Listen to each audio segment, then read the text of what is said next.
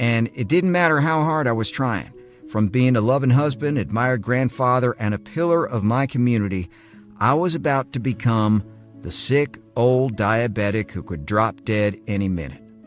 But little did I know, things were about to get even worse. It all happened on our 40th wedding anniversary. Sarah and I went out to our favorite steakhouse. We were laughing and holding hands across the table like two teenagers. I even ordered a small slice of their famous chocolate cake. After months of dieting, one little slice couldn't hurt. But as I took my second bite, a strange sensation washed over me. My vision began to blur. My heart was racing wildly. I tried to stand up, but my legs gave out. Next thing I knew, I was on the floor with Sarah screaming my name. Somebody! Call an ambulance! Wake up, Jack. Please wake up. And then, everything went black. 4 hours later, I woke up in the hospital, and the doctor's words hit me harder than any punch I've ever taken. Mr. Thompson, you're lucky to be alive. Your blood sugar was 474. If it doesn't drop in the next 30 days, we'll have to amputate your leg. What? Lose my leg? How in God's green earth did I end up here? Just a few months ago, everything was fine. But there I was, lying in a cold hospital bed hooked up to machines just to keep me alive. And even though this near-death experience led me to discover the natural solution that saved thousands of lives, including mine, at that moment, all I could think of were the precious moments I'll miss. My daughter's wedding day, her dad not being able to walk her down that aisle. My grandkids never get to sit on their grandpa's knee again. And my beautiful Sarah, having to wheel around what's left of the man she married. I was so ashamed of letting down every single person I loved. I was furious at my doctor and all the failed medications, and I was scared. My diabetes was about to steal not just my leg, but everything that made life worth living. Right then, I needed a miracle. And little did I know, one was about to come right to my doorstep. That night, I couldn't sleep. I needed something to calm my mind. So I opened my mother's Bible, the one she'd given me on her deathbed, and my eyes landed on a verse that jumped out at me. You need to persevere so that when you have done the will of God, you will receive what He has promised.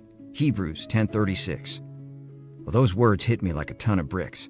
Sure, I tried every solution out there, but maybe if I just keep pushing and put my faith in God, I would find a solution. So that's what I did. The next day, I went to the local university library and started reading every single article, book, or study. And what I discovered about diabetes medications was shocking. First of all, remember metformin? Just recently, Big Pharma tried to cover up a deadly chemical found in a huge batch of metformin that was linked to higher risks of cancer. And those insulin shots I was forced to take? In a 2020 study, diabetics on insulin died earlier than those who didn't take it. Imagine paying up to $15,000 each year on a medication that will actually make you die younger. And even though this was insane, I also had another question. I've always been told that carbs are bad for blood sugar. So why did I get diabetes even though I was eating steak, eggs, and foods with little to no carbs? And then I went online and found many stories from people who got diabetes while doing keto, which is a diet that removes all carbs and sugar. Yet nobody seemed to know why. So why do people who never eat carbs or sugar still get diabetes? I didn't know it back then, but I was getting closer to discovering the natural classified solution that reversed my diabetes in just weeks. The next day I woke up. It was Sunday, and even though I was bone tired, something told me to go to church.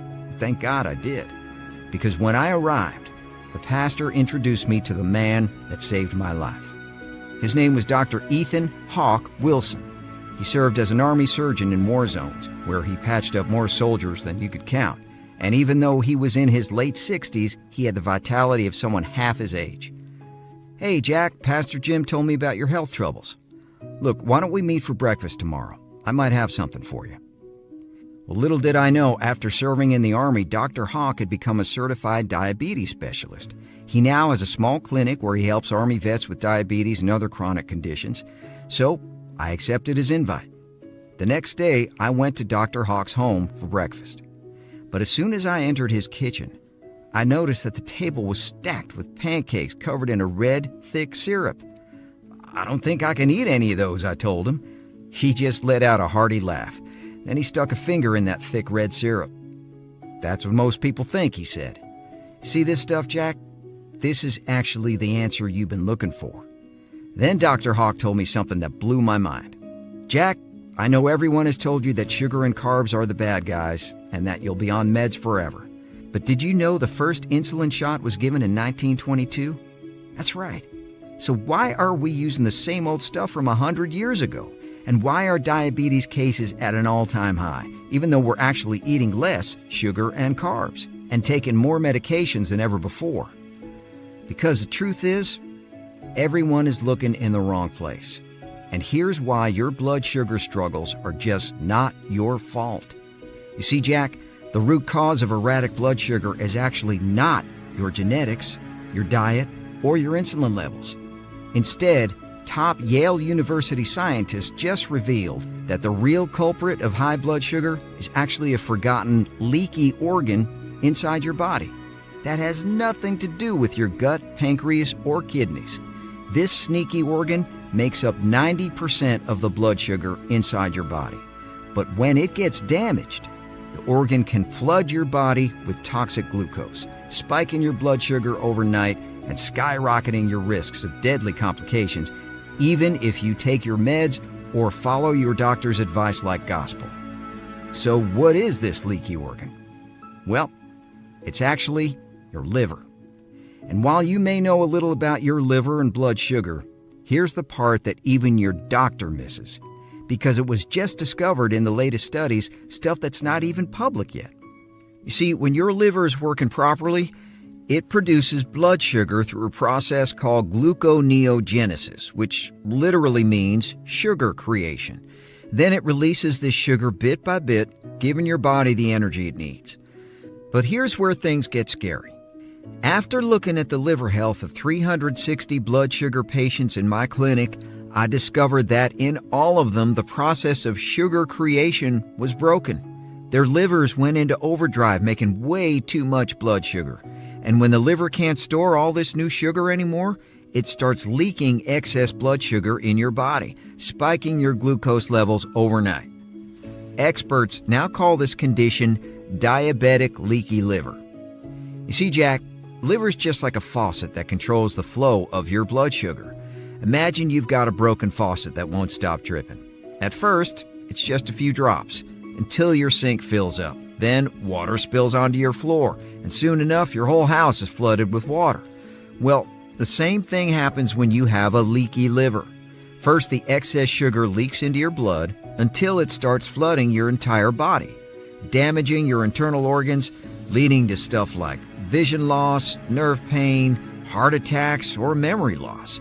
And new research proved that this is happening inside every single person with any kind of erratic blood sugar, because the liver controls every single blood sugar function. So even if you're struggling with your pancreas, your kidneys, or insulin resistance, your diabetic leaky liver is actually the real culprit behind all of these.